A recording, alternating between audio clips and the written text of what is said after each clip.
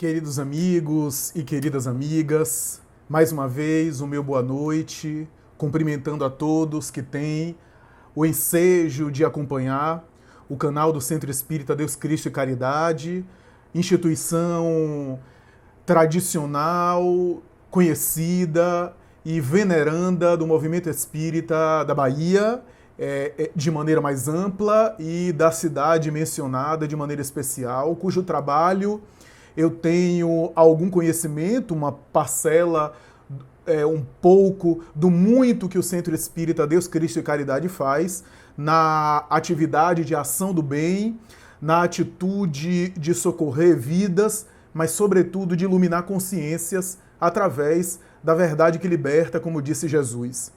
E por isso, a minha grata satisfação, a minha alegria imerecida está aqui para podermos falar sobre a abençoada doutrina espírita.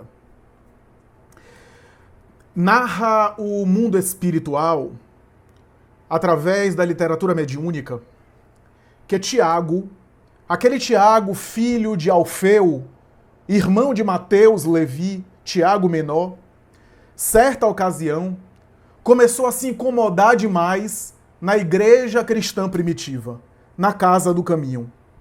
Tiago, que embora amasse profundamente Jesus e que participou daqueles eventos momentosos, daquelas ocorrências maravilhosas narradas nos evangelhos, ele foi uma das testemunhas, apóstolo que era, junto com os outros, e embora amasse de maneira acendrada, de uma forma apaixonada o Cristo, que penetrou a sua vida, que sensibilizou a sua alma, Tiago, não obstante, apesar disso,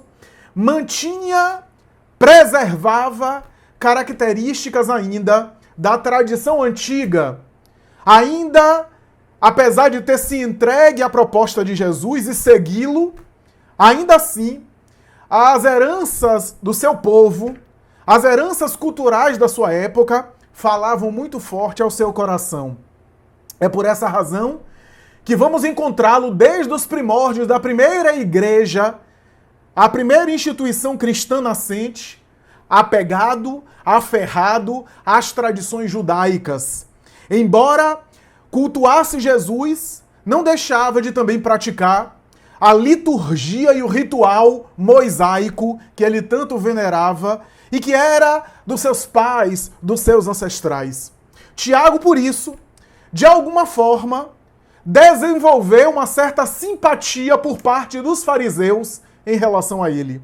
Os fariseus e os doutores da lei, os judeus do Sinédrio, quando começaram a inspecionar e fazer uma espécie de sindicância para fiscalizar o movimento cristão nascente, esse movimento sempre olhava a figura de Tiago com uma certa simpatia. Afinal, ele ainda mantinha as práticas da cultura judaica, embora a nova mentalidade da instituição cristã.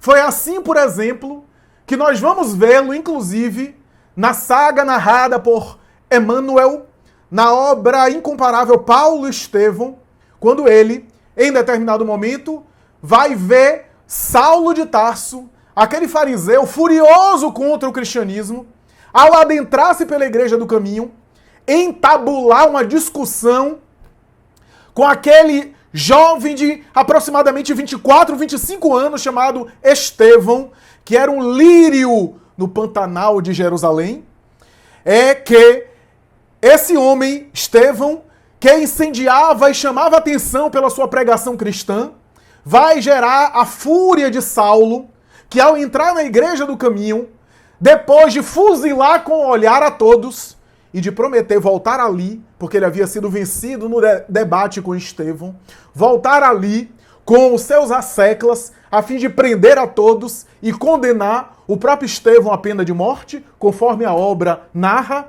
diz Emmanuel, resgatando da tradição do mundo espiritual esses arquivos, vai dizer ele, que quando Saulo estava furibundo, saindo da Igreja do Caminho, olha e vê Tiago, filho de Alfeu, ajoelhado, diante de uma espécie de monumento que era uma espécie de referência a Moisés, fazendo as orações judaicas.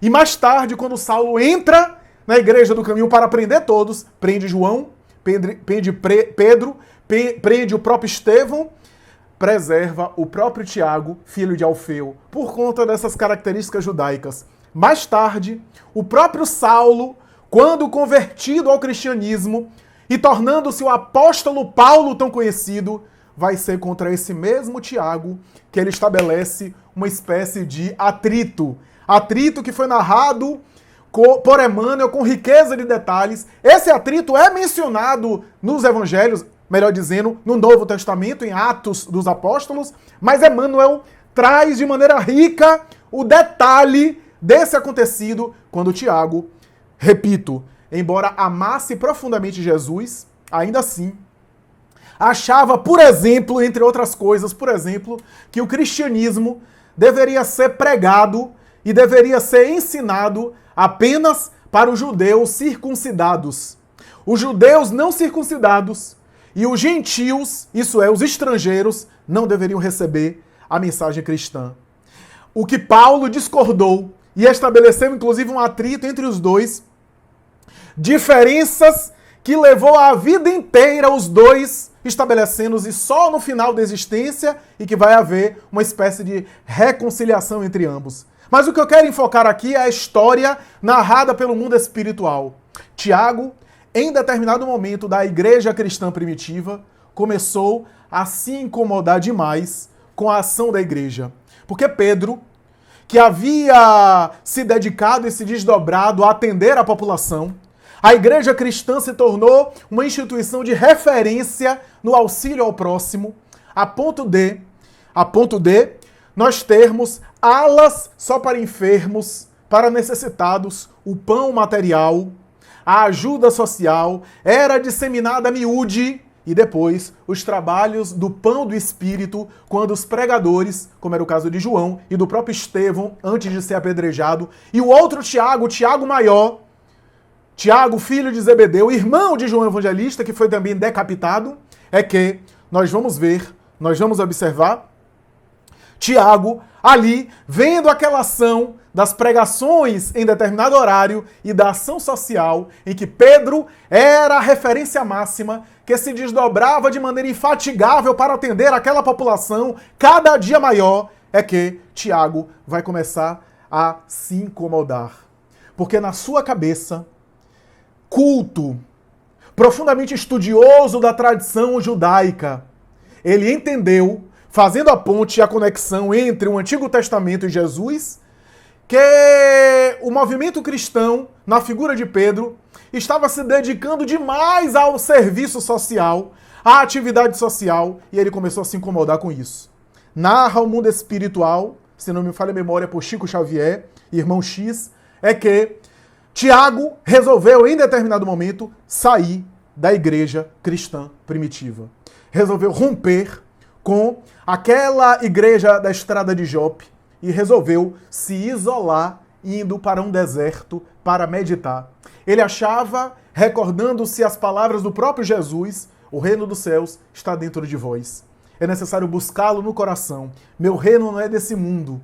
E essas palavras que ecoavam dentro dele, buscai primeiro o reino de Deus e a sua justiça e tudo mais, vos será acrescentado. Isso lhe falava de tal forma ao coração que ele entendia que era necessário orar mais, que era necessário mais práticas espirituais, que era necessário jejuar mais, como os judeus faziam, jejuar. Ele ainda conservava essa técnica, essa tradição, e resolveu se isolar, se afastando, inclusive, daqueles serviços, daquelas práticas, isolado num deserto, em uma montanha, como era comum na tradição da Palestina, os judeus peregrinarem para o deserto na direção de montanhas. Afinal, o judeu acreditava que Yahvé deveria estar em montanhas, em montes sagrados. Daí um grande profeta subia montanhas, como Moisés subiu ao Monte Sinai para receber o Decálogo, e como Jesus sobe à montanha do Tabor para transfigurar, ou sobe ao monte para dizer o sermão do monte. Tiago resolveu fazer a mesma coisa, se isolou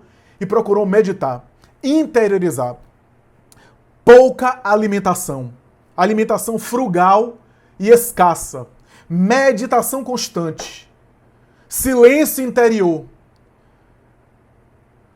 o aspecto ambiental do deserto, orações constantes, hábitos moderados,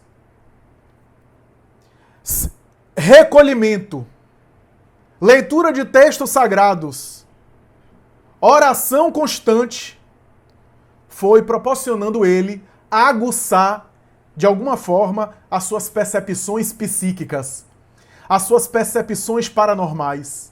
E em determinado momento, diz o mundo espiritual, que Tiago começou a ter visões psíquicas e viu o próprio Senhor. Jesus aparece diante dele e vai na sua direção.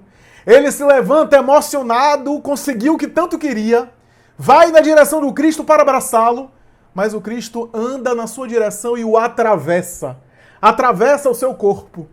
E ele fica sem poder abraçar Jesus, volta-se para trás e pergunta a Jesus: Senhor, para onde vades? Para onde ides? Para onde o Senhor vai?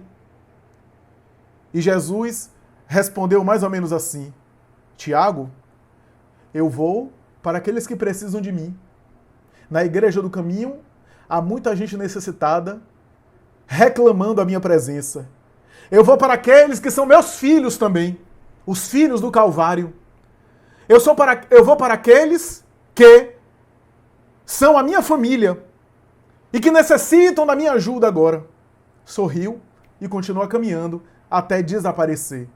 Narra o mundo espiritual que, a partir daquele momento, o filho de Alfeu, que havia estabelecido uma rede de relacionamento sofisticada em Jerusalém, e que, se Paulo torcia o nariz para isso, de alguma forma, essa rede de amizade com os judeus da sinagoga também protegeu a igreja do caminho de ser destruída, porque via sempre em Tiago um representante do judaísmo ali dentro. A partir daquele momento, Tiago, chamado Tiago Menor, filho de Alfeu, compreende de maneira mais profunda a mensagem do Mestre. Ele começa a compreender que a mensagem de Jesus é uma busca essa interior. Mas para se buscar interiormente essa proposta, precisava-se de alguns requisitos, entre eles a ação com o próximo. A proposta de Jesus era o reino de Deus dentro, mas não se consegue integralmente o reino de Deus dentro sem a ação, sem os relacionamentos com o próximo. Seria necessário, portanto, fazer uma espécie de combinação. A compreensão da Boa Nova agora era entendida de maneira plena por ele. Ele volta à igreja do caminho, diz irmão X, abraça Simão Pedro, pede-lhe então para que lhe dê algum serviço diante da multidão que já fazia fila desde as 4 da manhã na igreja para começar a atender, e a partir daí ele se desdobrou em trabalhos. Tiago, a partir daquele momento, entendeu que a interiorização, a renovação interior é a grande proposta da Boa Nova. Que a renovação por dentro sempre foi o dilema de Jesus, sempre foi, aliás, o lema de Jesus, sempre foi a proposta maior de Jesus. Mas se há uma parte dessa renovação que a gente faz sozinho, há uma outra parte que, para ser completa a renovação, não se consegue senão com as atitudes e os comportamentos na vida social, na vida moral. A renovação interior tem a ação externa e o mergulho interno para que a alma possa se melhorar. Porque quase sempre, amigos, nós fazemos uma espécie de erro na compreensão da espiritualidade. Ou a gente desenvolve, ou a gente aprimora espiritualmente achando que apenas as atitudes exteriores, isso é um erro, a gente acha que se espiritualizar vai ser apenas por ações externas. Ou, então, a gente acha que vai espiritualizar-se mergulhando interiormente, fazendo um trabalho de meditação e de interiorização e nada mais. Na verdade, são dois erros, porque na verdade são meias verdades. Todos os dois erros estão meio certos e meio errados. A interiorização sozinha não é o propósito da evolução espiritual e não evolui a criatura, pelo menos de maneira completa. E a ação exterior sozinha também não é o trabalho completo. A proposta de Jesus era uma conjugação dessas duas coisas. Por quê? A atitude exterior é indispensável. É indispensável as obras, como diz o Evangelho. A cada um segundo suas obras, mas a gente entende essa colocação errada. Obras como sendo apenas trabalho braçal. Meu amigo, se você achar que obra é só trabalho braçal, é só fazer um monte de trabalho operacional, então, até no umbral, até nas regiões mais desorganizadas do mundo espiritual, o que tem gente fazendo trabalho braçal pra lá e pra cá, não tá no gibi. Não pode ser essa compreensão. Não é só o trabalho mecânico, braçal, a ação exterior. Claro, o bem é sempre o bem, em qualquer lugar. Claro que se eu estou agindo no bem, é sempre o bem. A literatura espírita fala isso. As pessoas que fazem o bem, mesmo sem consciência, mesmo sem alcance, estão atuando no bem. E é claro que esse bem é bem. Se eu fizer o bem por egoísmo, por interesse, se eu fizer o bem porque eu quero aparecer, se eu fizer o bem, sei lá, fabricando um remédio para salvar vidas, mas eu não tô nem aí para as vidas, eu só quero o dinheiro desse remédio que eu tô fabricando, o bem ainda assim é sempre o bem. E eu tô sendo uma pedra, eu tô sendo um agente de benefícios coletivos. Mas o bem, de uma maneira em que eu faço o bem, de maneira assim automática, sem envolvimento, esse bem sempre gera frutos, esse bem eu colho certos frutos, mas eu não consigo aproveitar todos os frutos do bem que eu faço com o próximo. Eu não consigo recolher todos os bens. Por quê? Porque esse bem não me melhora, ou pelo menos não me melhora totalmente. Porque é um bem assim, eu estou no centro espírita dando cesta básica de mau humor, querendo estar em outro lugar. Dou medicamento, dou farnel, dou pão, dou a sopa, de mau humor e até tratando mal as pessoas. É bem? É, para quem recebe. Mas aquele bem não está me melhorando. Aquele bem não está me tornando uma pessoa melhor. Aquele bem não está me tornando uma pessoa mais dócil, mais altruísta, mais generosa, mais afetiva. Então, é um automatismo sem envolvimento. É bem. E o bem sempre tem frutos, mas não é um bem completo. Allan Kardec chega a dizer que o bem de maneira interessada, interesseira, ainda assim é o bem. É melhor fazer o bem de maneira interesseira do que nada fazer. Porque também você não vai achar, não, eu tenho muitos interesses no coração, então não vou fazer o bem, vou esperar primeiro eu tô com o coração puro para depois fazer o bem. Vai desencarnar sim interesseiro. É necessário começar por algum lugar. É melhor fazer o bem de maneira imperfeita do que não fazer nada. Mas é claro que esse é um grau, é um nível. É o bem por interesse, é o bem para receber alguém em troca, é o bem para ser aplaudido, é o bem para tirar selfie e colocar no Instagram, é o bem.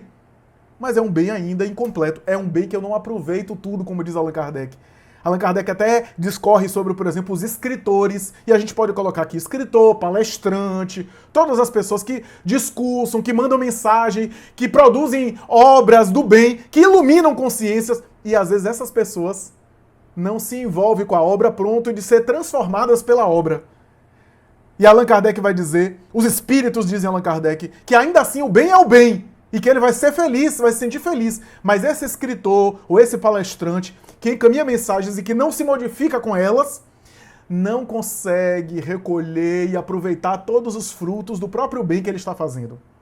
Essa é a questão, essa é a chave da questão. Então, o automatismo. Por outro lado, a interiorização é essencial. Por quê? Porque eu preciso desenvolver luz no meu mundo íntimo. Esse é o propósito. A interiorização. Mas a interiorização sem atitudes, a interiorização se isolando, a interiorização apenas, sem nenhum tipo de atitude, é uma interiorização incompleta. E eu digo mais. Eu até arrisco em dizer que aqueles que buscam uma interiorização sem o correspondente comportamento com o próximo, sem estar alimentando virtudes com o próximo, essa interiorização não consegue ser profunda ou completa. Porque a própria atitude exterior, são elementos que são combustíveis para eu conseguir mergulhar mais profundamente em mim mesmo, já que o outro me ajuda a me conhecer. O outro me ajuda a entender as minhas próprias virtudes e defeitos. Como é que as minhas virtudes e defeitos aparecem? Só com os outros. Como é que eu vou saber se eu sou paciente ou sou impaciente em cima de uma montanha meditando? Eu vou saber se eu sou paciente ou sou impaciente pegando o trânsito aqui da cidade. Pegando fila. Enfrentando. Aí eu consigo ser testado na paciência. Testado aqui não no sentido de armadilha. Ser testado é ser colocado a virtude em teste. Eu preciso passar pela prova, essa é a ideia.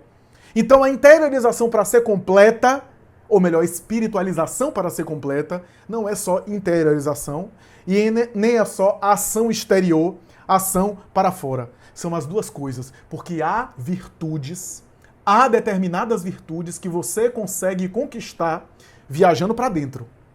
Há muitas virtudes que você só consegue conquistar mergulhando em si mesmo, parando, fazendo silêncio interior, se conhecendo, se examinando, mas há outras virtudes que você não consegue apenas meditando. Há outras virtudes, que é o resto do trabalho, você só consegue em interação, em relacionamento com o próximo. Como diz Emmanuel na obra Pensamento e Vida, o meu próximo é a minha escada que conduz a Deus. É por isso que naquela passagem de Marta e Maria, as irmãs de Lázaro, em que Marta estava na cozinha preparando a comida e Maria estava conversando com Jesus. Como a gente gosta de ter uma Marta, né? Porque a Marta fica lá na cozinha, prepara as coisas e agora com pandemia é bom ter alguém fazendo serviços domésticos, né? E a gente só na espiritualização, só no bem bom, né? Então, Maria então senta para ouvir Jesus ali. E Marta então chama atenção. Era necessário que alguém fizesse a comida aqui para nós. Jesus estava cansado, havia feito uma peregrinação, devia estar com fome. Então Jesus olha e diz, Marta, Marta, por que estás tão afadigada ou ansiosa? Maria escolheu a melhor parte, aquela que não lhe será retirada. Jesus quis dizer que ele era a melhor parte. Por quê? Porque serviço doméstico não tem fim. Serviço de casa não tem fim. Acaba agora, daqui a pouco começa de novo. E que tem criança em casa, eu sei disso, é um negócio que até a outra encarnação a gente está fazendo serviço em casa. Não acaba nunca. Você pode desencarnar que continua trabalhando em casa. Então, o serviço em casa é isso. E serviço em casa não vai ter fim. Mas ele era a melhor parte, porque ele só estaria naquele momento. Não se repetiria a todo momento, ele estava ali. Só que quem lê essa passagem acha que Jesus está recriminando a atitude de Marta. Não está. Num olhar atento do texto evangélico, a gente percebe que ele não está recriminando a atitude de Marta, ele só está dizendo que Maria priorizou outra coisa. Dom Helder Câmara tem uma análise que eu acho muito bonita. Ele vai dizer o seguinte, que Jesus queria dizer que nem uma coisa nem outra, as duas. E que o cristão verdadeiro deve ter os braços de Marta, mas o coração de Maria. Essa é a proposta da renovação interior. A renovação interior se conquista com o coração aberto e, ao mesmo tempo, com a ação operacional. Com ação também no bem. Nem interiorização sem ação, nem ação sem recolhimento interior. O ser só se aprimora com essas duas coisas. Porque à medida que ele se aprimora, ele também transcende. À medida que ele mergulha para dentro, ele sai de si mais. O que é transcendência? Transcendência é você transcender a si mesmo, transcender ao seu ego, sair de si e além de você mesmo. Na espiritualização, à medida que você transcende, você se interioriza. E à medida que você se interioriza, você transcende. O reino dos céus está dentro e ao mesmo tempo está fora. Porque à medida que o indivíduo mergulha em si mesmo, mais ele transcende a matéria. À medida que ele mergulha no espírito que ele é, mais ele sintoniza com o mundo espiritual que ele aguarda. E à medida que ele sintoniza com o mundo espiritual que ele aguarda, ele está mergulhando cada vez mais no espírito que ele é dentro dele mesmo, que é a dimensão interior. Mas para ilustrar um pouco mais essa questão em termos doutrinários, eu selecionei para as nossas considerações de hoje uma parábola de Jesus, que é uma parábola que não é tão conhecida assim, é uma parábola que não é muito falada, e eu vou explicar porque não é falada, não é ao acaso. Essa parábola está no Evangelho de Mateus, no Evangelho de Marcos e no Evangelho de Lucas. Nos 3 evangelhos sinóticos essa parábola aparece. E só em uma... praticamente o texto é idêntico. Só no Evangelho de Lucas que tem uma frase a mais. E essa frase é essencial para a gente entender todo o texto. Ora, vou ler a parábola. A parábola é chamada parábola do vinho, ou parábola do vinho e dos odres velhos. Que seja. Vamos ler a parábola. Alguns consideram a parábola do jejum. Eu vou explicar. No Evangelho de Mateus, eu vou ler a parábola de Jesus nos 3 evangelhos, tá bom? No Evangelho de Mateus, a parábola é assim. Depois, procuraram ele, Jesus, os discípulos de João Batista. Porque antes desse versículo estava se falando sobre o jejum, sobre a necessidade de jejuar. E aí perguntaram a Jesus por que os cristãos, os discípulos deles não jejuavam. Vamos ver aqui.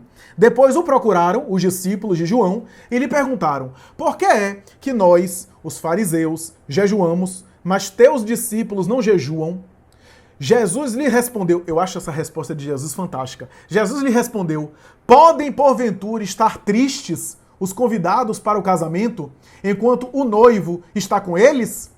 Jesus está usando a metáfora. Casamento na cultura hebraica é tanto a união de 2 pessoas como o casamento da alma com Deus. Por quê? Casamento é a união mais íntima.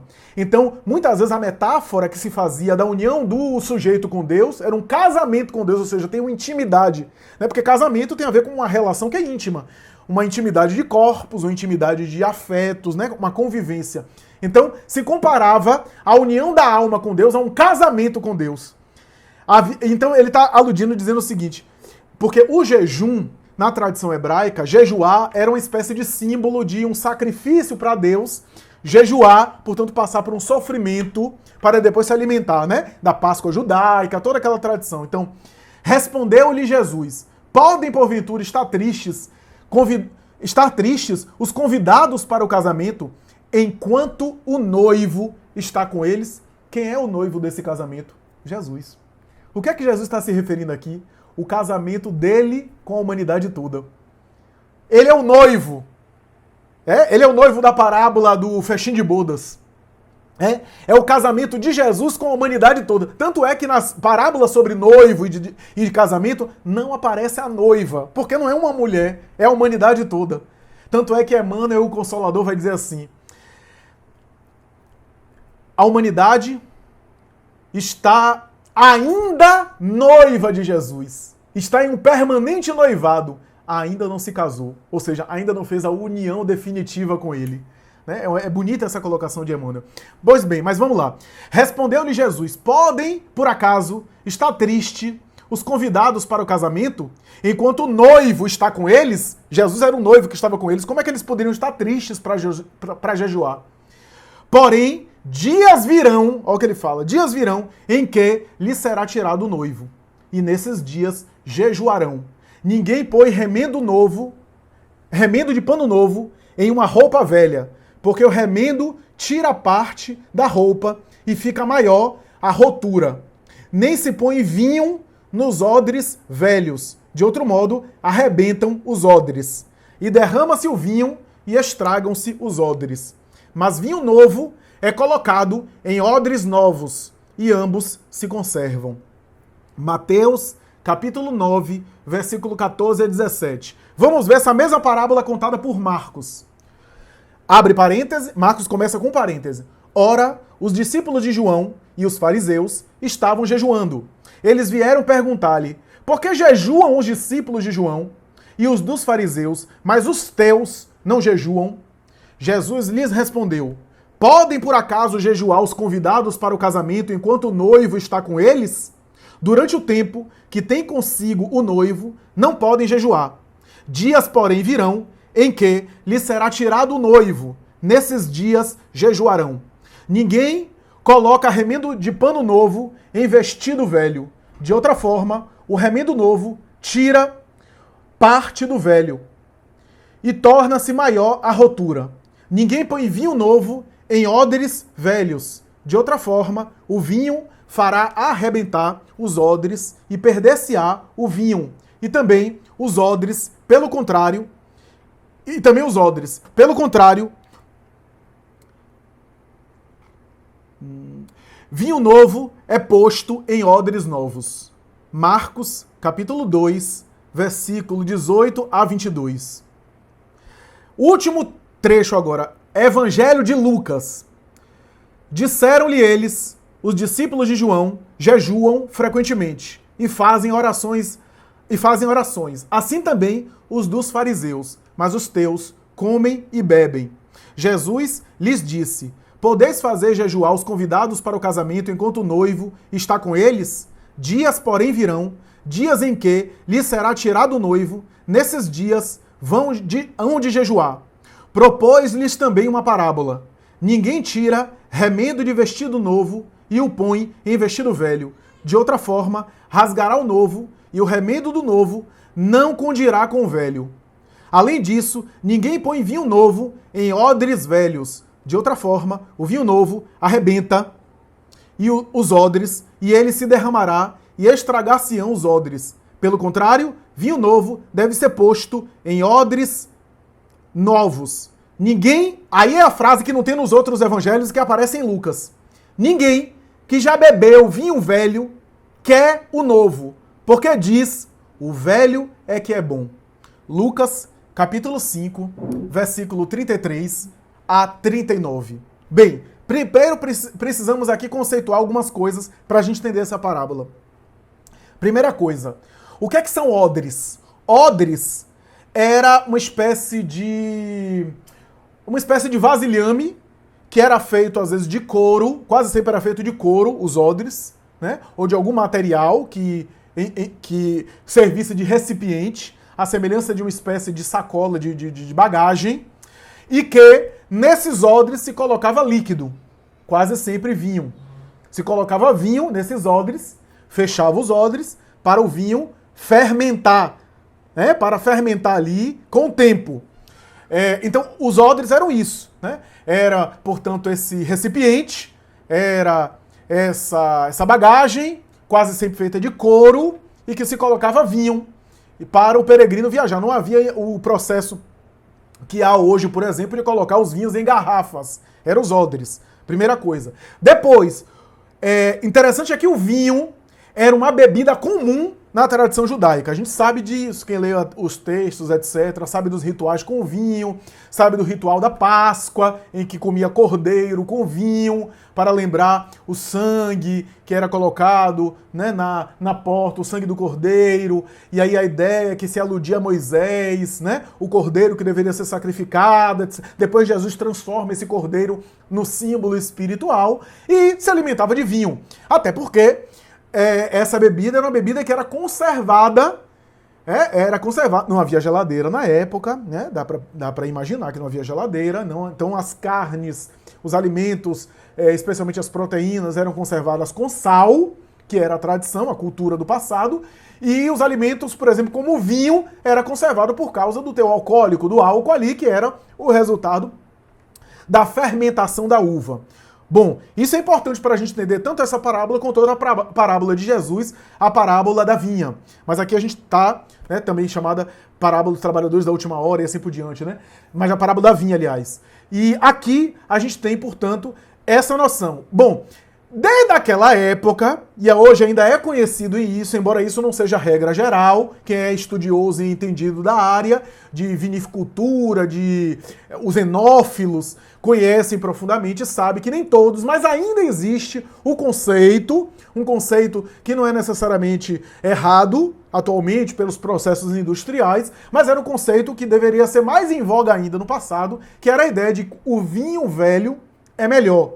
Por que o vinho velho é melhor? Porque depois de uma série de reações químicas, do processo que passou ali na fermentação da uva, além de ele liberar uma série de reações químicas, que só um químico para explicar, produzindo, portanto, ali uma série de transformações na matéria original, proporciona a quem for bebê-lo uma riqueza e uma complexidade de sabor, às vezes, com o tempo e o envelhecimento, a diminuição do teor alcoólico, portanto, e uma série de outros elementos que são produzidos, né, no envelhecimento do vinho, por exemplo, a acidez, normalmente as uvas jovens, né? Tanto quanto o processo, isso acontece de maneira semelhante com o azeite, as azeitonas, né? Que são mais ácidas, portanto, a acidez é maior.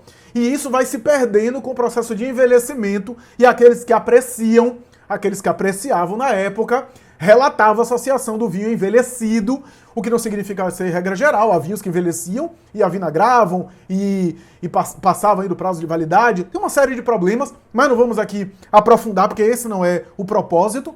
É só para ter ideia que o vinho velho era considerado melhor, porque era mais elaborado, já foi trabalhado a fermentação, e isso é importante a gente entender. Por que é importante a gente entender? Porque nas metáforas do Antigo Testamento, e do Novo isso aparece também, o vinho é o símbolo do Espírito. O vinho é usado como metáfora, como elemento figurativo para designar o Espírito. Da mesma forma que a água era utilizado para, de maneira metafórica, aludir e se referir ao corpo, à matéria. Lembra do diálogo com Nicodemo, João capítulo 3, versículo 1 a 12? É necessário nascer da água. É necessário nascer da água e do Espírito. A água era o símbolo do corpo, nascer da água do corpo, né? A água, para o hebreu, era o símbolo da vida material. E é mesmo, né? O nosso corpo é feito 70% de água, se não mais, né? O bebê se desenvolvendo na barriga da mãe está imerso em líquido amniótico, né? Então, toda a vida orgânica é baseada fundamentalmente na água. A água era o elemento da vida material, era o símbolo da vida material. E o Espírito era designado como vinho.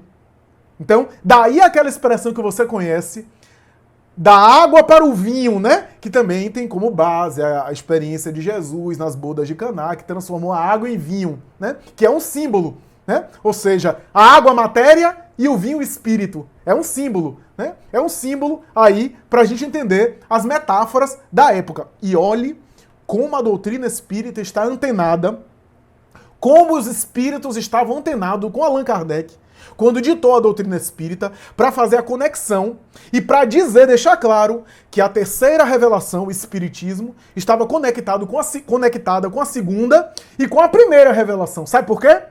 Pegue aí o Livro dos Espíritos, Prolegômenos. No Prolegômenos, você abre o Prolegômenos, antes da introdução do Livro dos Espíritos, o Prolegômenos tem, logo no cabeçalho do Prolegômenos, no início, um desenho. Qual é esse desenho? Uma cepa de uva, que faz alusão ao trabalho de produção do vinho. E aí Kardec explica, faz toda a introdução da obra, que vai ser examinada de maneira esmiuçada na introdução mais longa, depois de Prolegômenos, e em determinado momento ele diz assim, aliás, ele não, os espíritos dizem a ele, porque ele coloca uma mensagem que os espíritos ditaram a ele. E entre vários conselhos que o mundo espiritual deu, essa mensagem assinada em várias mãos, né? No final a assinatura é de vários espíritos, inclusive o espírito de verdade, que era o guia daquela equipe. E em determinado momento a mensagem diz assim, porás, ou seja, você vai porás no cabeçalho do livro a cepa que te desenhamos. Essa cepa que aparece no Prolegômenos foi desenho dos espíritos. Foi um desenho espiritual mediúnico. A cepa que te desenhamos, porque é o emblema do trabalho do Criador. Aí se acham reunidos todos os princípios materiais que melhor podem representar o corpo e o espírito. E aí ele continua. O corpo é a cepa, o espírito é a seiva, a alma ou espírito ligado à matéria é o bago. O homem quintessencia a matéria, ou melhor, quintessencia o espírito, repito, o homem quintessencia o espírito pelo trabalho. E tu sabes que é somente pelo trabalho do corpo que o espírito adquire conhecimentos. Olha a figura. Então, o corpo material é a cepa. A cepa são os galhos, né, o tronco daquele cacho de uvas, aquele tronco que liga, inclusive, a seiva, que liga a terra, que liga a raiz. É a cepa, né? Os galhos e aquele tronco. É a cepa. É o corpo. Por quê? Porque o corpo sustenta, no mundo material, o espírito. É através do corpo que o espírito habita. Então é a máquina, a cepa, é a raiz, né? O corpo. O vinho, que na produção do vinho na cepa ainda é o líquido da uva, né? É o que está dentro da uva. O vinho é o espírito. O líquido é o espírito. Olha o que os espíritos estão falando, antenados com a tradição judaico-cristã. O vinho é o espírito. E o espírito encarnado é o bago das uvas. Por quê? Porque ali tem o vinho dentro e tem os elementos materiais que ligam a cepa. Olha o símbolo bonito, né? Por quê? Nós somos uma cepa, um corpo material, que carregamos dentro de nós mesmos o espírito. O espírito é que está dentro do corpo. Por quê? Por isso que os espíritos dizem que o corpo é uma roupa. Se é uma roupa, o espírito se veste da roupa. Quem é que está dentro? O espírito. Então, quem é que está dentro da cepa? O líquido. O líquido. E o líquido vai passando pelo processo, aí o vinho vai passando. Aí a gente pode fazer as metáforas variadas, né? A fermentação do vinho, da uva, a fermentação ali, o cultivo, depois retira. O que é que acontece na produção do vinho? Retira, a uva tem que ser esmagada, né? No passado, eu não sei se ainda hoje, mas no passado se pisava nas uvas, né? Para produzir ali o líquido, né? Já fermentar, depois de fermentar, e vai fermentando mais, depois... Então, se armazena aquele líquido. Então, veja, o bago tem que ser dilacerado, aqui o símbolo do calvário, do sacrifício, da prova, da expiação, dos sofrimentos materiais, para fermentar o líquido, que é o espírito. E ao fermentar tudo isso, o resultado é o quê? Espiritual. O resultado é o espírito. Então, veja que tudo isso... Eu sempre chamo a atenção para uma coisa. Tudo isso em relação à metáfora do vinho tem a ver com tempo. O tempo está presente o tempo todo. Olha, fermentação da uva demanda tempo. A fermentação da uva, tanto no cultivo quanto mais tarde no odre, hoje nas garrafas, mais na tarde no odre, né, para produzir as reações químicas e a elaboração, né, e a valorização daquele líquido, é o quê? Tempo. Precisa de tempo. Dizem os especialistas, né, quem aprecia profundamente, que o tempo é o verdadeiro aliado do vinho. Até para quem bebe vinho, abre, tem que colocar em taça, tem que esperar oxigenar, aí produz as reações químicas, porque às vezes muitos anos ali engarrafado, e aí em contato com oxigênio, né, libera odores, dizem os enófilos, libera os sabores, né? As pessoas apreciam, é necessário apreciar devagar, se apreciar rápido não distingue sabor nenhum, apreciar devagar. Quem bebe muito rápido se embriaga e aí já abusa, já passa, né, já consome de maneira excessiva e aí já tem outros problemas. Eu não vou entrar aqui porque não é questão da questão do hábito alcoólico, não estou entrando no mérito, eu só estou usando a metáfora para dizer do tempo, né? Aí tem o buquê que abre, tem uma série de coisas que os enófilos entendem muito mais do que eu, né? Os apreciadores dizem que tem que ter paciência, né? Para ir sentindo o paladar. Como acontece com o café, né? O indivíduo toma o café e tem paciência ali para experimentar. No caso do café, a questão da temperatura vai ficando mais fria, às vezes já não vai distinguindo tanto o sabor. No vinho não, a temperatura vai ficando mais quente e aí vai produzindo outros sabores, segundo os enófilos. Ora, mas por que eu estou falando tudo isso? Porque quando a gente pega o vinho e o espírito, a gente vê que do ponto de vista espiritual, espírita, nós temos aí semelhanças interessantes. Por exemplo, qual é o grande aliado do espírito? É o tempo. O tempo sempre melhora o espírito. Com o tempo e a experiência, o espírito sempre fica melhor. Sabe quem não é amigo do tempo? É o corpo. O tempo não é aliado do corpo, porque o tempo vai fazendo com que o corpo envelheça, com que o corpo apodreça, com que o corpo tenha problemas, limitações, o corpo se desgasta. Então, o tempo não é muito bem aliado do corpo material. Tudo aquilo que é transitório, o tempo destrói. Mas tudo aquilo que é eterno e permanente, o tempo só melhora. Olha só. Então, isso é interessante. O trabalho é um processo, portanto, de transformação da uva e, portanto, tem a ver com transformação do espírito, né? Do líquido que a gente traz, do ser espiritual que a gente traz. E por isso é favorável ao espírito. Agora vamos à interpretação da parábola, que tem a ver com o nosso tema. Primeiro, por que essa parábola não é muito discutida? Eu já vou dar aqui a resposta direta. Sabe por quê? Primeira coisa de tudo é porque essa parábola não tem um consenso sobre o sentido dela. Até hoje, com pesquisa acadêmica moderna, não se tem certeza sobre o real sentido dessa parábola de Jesus. Não se sabe. Há divergência de opiniões, há divisão de opiniões, há várias interpretações possíveis, e por isso não há um consenso na teologia, nem na teologia católica, nem na teologia protestante, para entender o real sentido dessa parábola. E por isso os teólogos batem cabeça e cada um tem uma opinião sobre ela. Não há um consenso. Então essa é a primeira coisa. Uma outra coisa é o seguinte, alguns teólogos, alguns estudiosos, isso é uma opinião que é muito majoritária, boa parte deles defende uma coisa em comum. Nem todos, viu? Ainda assim, nem todos, mas uma maioria defende a ideia de que Jesus é apresentado na parábola como um vinho novo. É como se Jesus fosse um vinho novo. Essa é uma questão que é importante gravar. Ou a roupa nova, o vestido novo, né? Uma outra coisa,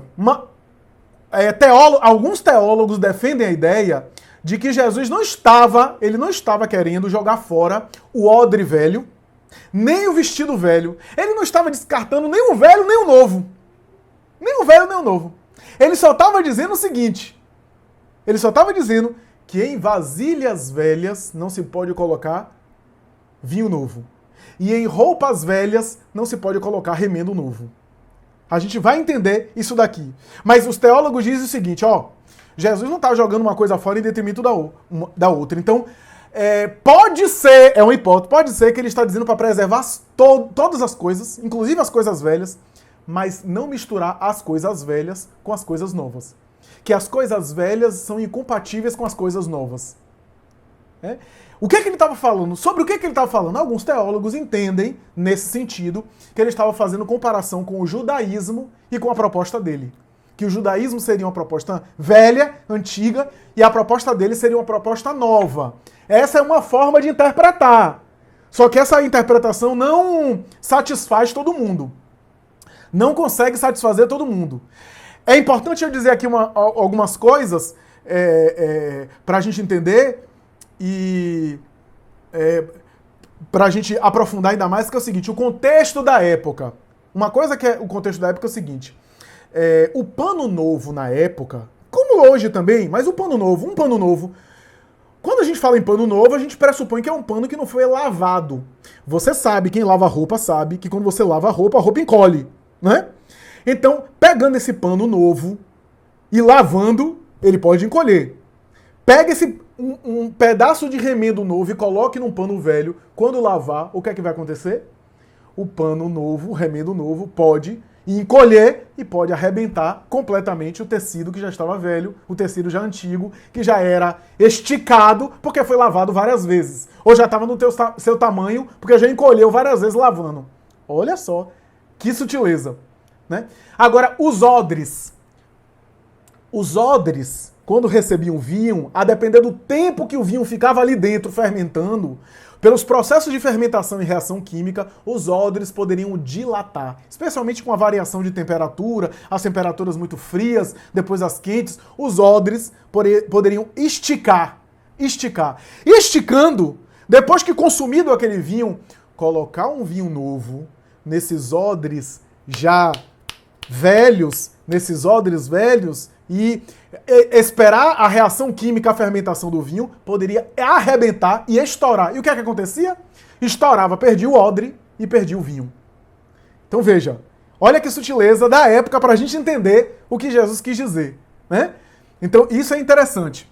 Aí eu queria chamar a atenção também para a frase de Jesus no Evangelho de Lucas. A última frase, que eu disse que só tem no de Lucas, diz assim: ninguém que bebeu o vinho velho quer o novo, porque diz, o velho é bom. Se essa frase está colocada no Evangelho, se a gente for seguir essa frase, a gente não pode dizer que Jesus está dizendo que a proposta do judaísmo é um vinho velho e ele é um vinho novo. Sabe por quê? Porque se a gente pegar essa frase e dividir dessa forma, ele está dizendo que o vinho velho é melhor. Ninguém que bebeu o vinho velho quer o novo, porque diz o velho é bom.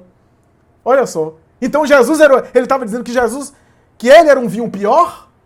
Que ele era um vinho pior? Olha só. Então ele está repetindo a tradição, a cultura da época de dizer que o vinho velho é melhor, o vinho envelhecido, a fermentação. Então a questão não é que o vinho velho é bom, não é isso. É uma outra proposta. Mas aqui eu preciso também chamar atenção para uma coisa. Há teólogos que acham que essa frase de Lucas é uma adulteração. Há traduções da Bíblia que essa frase de Lucas foi retirada. Que retiraram essa frase de Lucas. Tudo bem. Que assim seja, mas assim, é importante essa curiosidade. Agora vamos para a finalização da parábola, os elementos essenciais. Primeiro, o que chama atenção na parábola, é importante você perceber isso, que o foco não é no vinho. O foco dessa parábola não é no vinho. Embora a parábola seja chamada parábola do vinho, o foco é no odre. É no odre. Veja que em toda a parábola, Jesus ele não condena o vinho velho e não condena o vinho novo. Ele, inclusive, apresenta o vinho novo como uma nova proposta e depois elogia também o vinho velho. Então, o problema da parábola não está no vinho, está no recipiente que vai recebê-lo. Está no vasilhame que vai recebê-lo.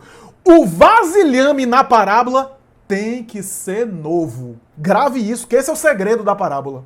O vasilhame dessa parábola precisa ser novo. Se o vasilhame for novo, não importa se o vinho é velho ou o vinho é novo, pode botar no vasilhame. O problema é quando o vasilhame é velho. E a gente vai entender por quê. Sabe como é que a gente entende essa parábola? Só com a chave que o Espiritismo dá. Allan Kardec vai dizer que sem essa chave, que os princípios espirituais que a doutrina espírita apresenta, oferece, sem essa chave, graças aos fundamentos do Espiritismo, seria impossível entender determinadas passagens do Evangelho. Sabe por quê? Porque o Espiritismo, de maneira resumida, porque a gente já está avançando no tempo, mas o Espiritismo, de maneira resumida, vai dizer que, quando a gente olha para o discurso de Jesus, a gente tem que entender que ele utilizava a linguagem da época, os elementos da época, para falar de verdades espirituais. A linguagem de Jesus, meus amigos, era para o espírito. Então você não acha que ele está falando de vinho, de embriaguez, de bebida alcoólica. Ele não está falando disso. Ele está utilizando elementos conhecidos da época para falar de verdades espirituais. Para falar das verdades eternas do espírito. O que é que Jesus quer dizer com essa proposta aqui? O Espiritismo vem complementar. Vem complementar como? Vem dizer o seguinte, Jesus pode ser considerado um vinho novo. Como assim um vinho novo? Um vinho de outra qualidade. Você tem um vinho velho, envelhecido, mas que tem uma qualidade, e um vinho novo. Chegou um vinho novo, um vinho capitoso, né? Como diz Emmanuel, vinho capitoso, ele fala isso em Paulo Estevão. Então, chegou um vinho novo, um vinho de uma outra qualidade, uma outra região. Jesus, no início da parábola, Jesus pode ser considerado, sim, os teólogos estão certos, pode ser considerado a proposta de Jesus, o seu evangelho, como um vinho novo, um vinho que vai alimentar, um vinho, porque o vinho no símbolo judaico não era sinônimo de verdade espiritual, não era sinônimo de espírito, de conteúdo espiritual, então Jesus pode ser comparado com um vinho novo. Novo para o quê? Do ponto de vista coletivo, a sua proposta nova para o mundo, sem desprezar os vinhos velhos, ele disse isso, sem desprezar a tradição judaica, a proposta antiga, mas é sobretudo, e aqui eu queria chamar a atenção sua, como a proposta espírita é a proposta de dizer que toda a proposta de Jesus não era um discurso social apenas, tinha até aspectos sociais, tinha até aspectos da época, tinha até uma mensagem endereçada para as épocas, né? Calvino, por exemplo, interpretou essa parábola dizendo que os odres velhos e os vinhos velhos são os fariseus, os religiosos antigos. É uma interpretação de Calvino, da Reforma Protestante.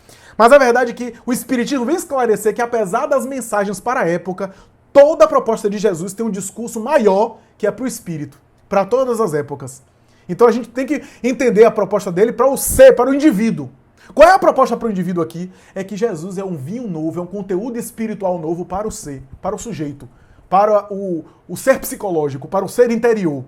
Essa é a proposta. É um vinho que o indivíduo precisa beber, né? Um vinho que significa um alimento do amor divino, né? Para que o indivíduo se embriague do vinho espiritual. Essa é a ideia. Então, é novo para o indivíduo. E o odre, meus amigos, se o foco é no odre, quem é o odre? Quem é o vasilhame que recebe o vinho? Somos nós. Essa é a colocação, essa é a chave da parábola. O odre somos nós.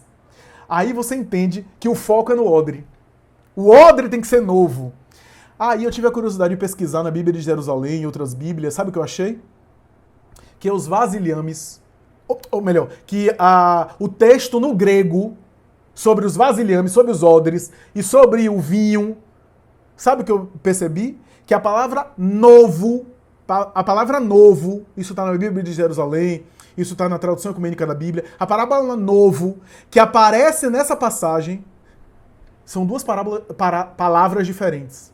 Quando utiliza novo, que é traduzido para o português para novo, a palavra em grego, que traduz para novo, para designar o vinho, é novo no sentido de diferente. Uma coisa nova, uma coisa diferente, uma outra coisa. Um vinho novo, um outro vinho.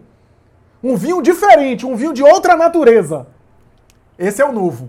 Então Jesus era um vinho novo nesse sentido. Agora, sabe o que chamou a atenção? O termo em grego que é usado para designar novo é um outro termo quando aparece para odre. No odre, o termo grego que é utilizado é novo no sentido de qualidade e não no sentido de uma outra coisa. É no sentido de renovar, é novo no sentido de renovado. No sentido de reatualizado. Ora, nesse sentido de renovado, é mais a qualidade do que um novo odre, do que um novo vasilhame. Então, meus amigos, pode ser o mesmo vasilhame renovado. Essa é a proposta. Ora, e aí eu disse assim, será que os espíritos me ajudam? E eu comecei a procurar na literatura mediúnica e vasculhei na literatura mediúnica.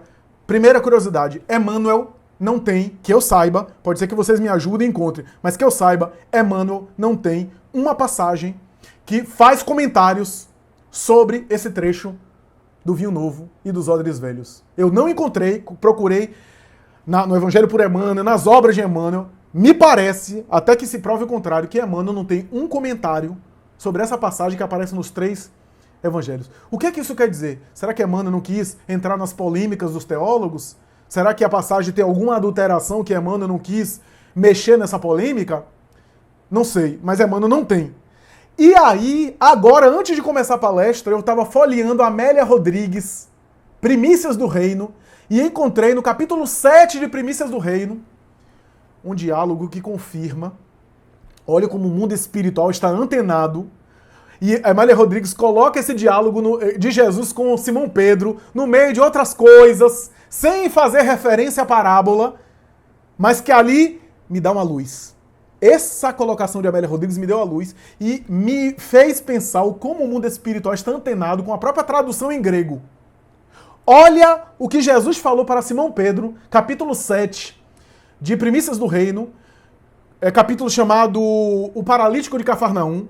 Em determinado momento, Jesus está falando para Simão Pedro e ele diz assim, Simão, o filho do homem, por isso mesmo, não é um remendão irresponsável, que sobre tecidos velhos e gastos costura pedaços novos, danificando mais ainda a parte rasgada com o dilaceramento maior. E aí ele continua. Seria um desastre depositar em vasilhas sujas, vasilhas imundas e velhas, olha só, em vez de odres velhos, ele coloca vasilhas imundas e velhas, o vinho novo e capitoso, que fermenta com precipitação. Olha como Amélia Rodrigues foi no ponto. Novo aqui no sentido de limpo. Vasilha velha, odre velho tem a ver com o odre, com a vasilha que já estava contaminado, que já estava sujo. Uma vasilha velha que recebe vinho novo contamina, precipita fermentação, mistura com o líquido anterior. Olha só o que o mundo espiritual trouxe de presente para a gente entender essa parábola. O que isso quer dizer, meus amigos, é que nós somos vasilhames. Por isso que o apóstolo Paulo era chamado de o vaso escolhido. Nós somos vasilhames. A nossa preocupação é limpar o nosso mundo interior, porque senão, meus amigos, senão a gente recebe o vinho do mundo espiritual, a gente recebe o vinho da verdade divina mas ele não fermenta dentro de nós.